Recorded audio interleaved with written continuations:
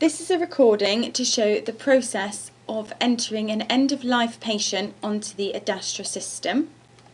So to begin with, I've opened up a consultation that the GP has completed.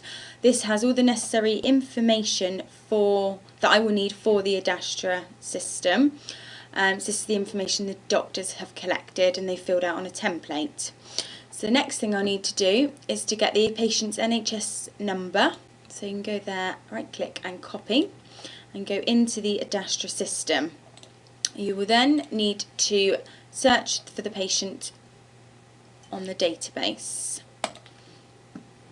Okay, so as we can see it's not bringing anybody up. So we then click there for add a new note. And again it will ask you to research on that NHS number. So we click search, but there's no patients found. So then you would go up to the top of add a new patient and you were to complete the mandatory fields on this form. So you can then flick between EMIS and Adastra to get all the relevant information that's required for the form.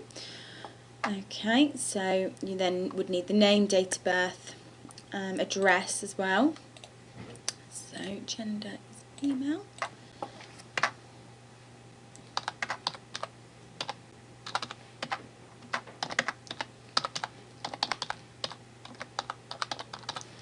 And the date of birth is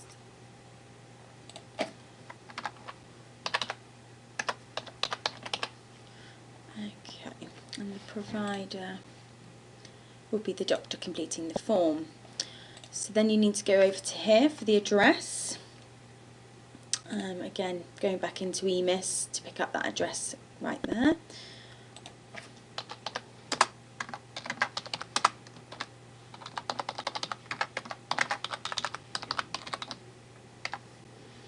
And the postcode.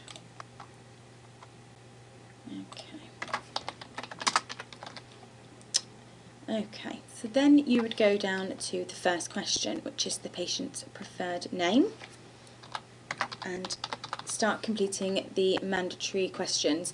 The mandatory questions have a red star here, and you won't be able to close and complete the form without filling in these questions. Okay, so the next question is the detail of the person completing the form.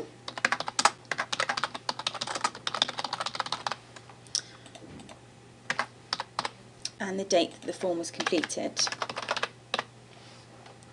Okay, again, mandatory question, so you will have to complete that. So the next bit is about the consent. Has the patient given consent for information sharing? So you've got three options, either yes, no, or clinical decision. If you do choose clinical decision, you then have to put a reason in for that one, and that again is mandatory. This may have been captured in the template on EMIS, so you can go back into EMIS, have a little read through of the template, see if that's something in there, but it's not. So we would put no and then continue.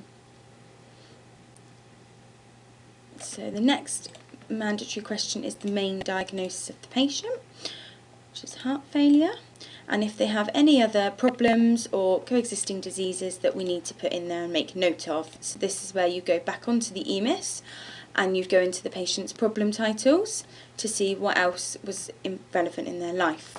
So here you've got he's got type 2 diabetes and he's got hypothyroidism. So again, you'd need to then type those manually into that box on Adastra. So here.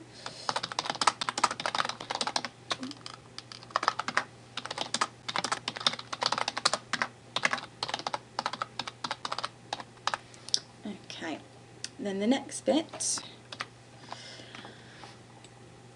And you can also see here that it doesn't actually give you an option to put any medication in for the patient. So if the patient is on a long list of medications, you have nowhere to actually put them. So that won't alert any of the out-of-hours team that the patient takes any regular medication. So then the next question would be, is the patient aware of the diagnosis? Again, you would flick back to your EMIS, that open consultation there, So it says there, is the patient aware of the diagnosis? Yes. So again, you complete yes. And is the main carer aware of the person's prognosis? No. And does the patient live alone? Yes, the patient does live alone. So we can see that there. Okay. And then the final question, is the anticipatory prescribing medication with the patient? Again, you go back to your EMIS. Yes. No, it's not. So then you go onto there and complete that as no. So the next question is the resuscitation status for the patient.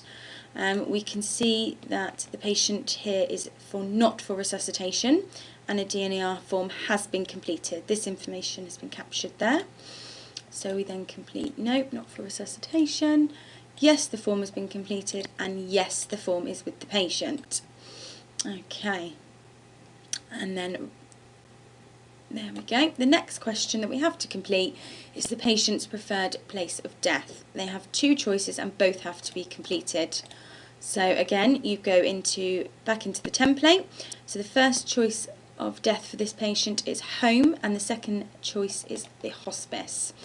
So you'd pop that there, home, and the second one is the hospice, and the name of that hospice is St. Margaret's. Okay. So the final thing you need to do here is attach a copy of the DNAR TEP form. So you'd go back onto the patient's EMIS record, and this would be saved in their documents. So you click on that there at the top, and you can see there he's got a treatment escalation plan saved by the doctor. So you'd open that one up, and you can see it's all been completed, and yes, he's not for resuscitation.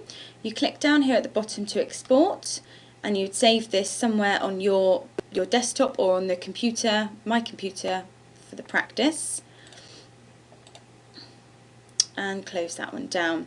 Then you would go back into Adastra and click on Browse and pick up that form that you've just saved and just name that one DNAR and attach that one. There we go. And then you would just add the patient. So here we go. If you searched on the patient's NHS number again, you can see that there is a patient on Adastra who is on end-of-life care, and you can access that record, and you can also amend as necessary.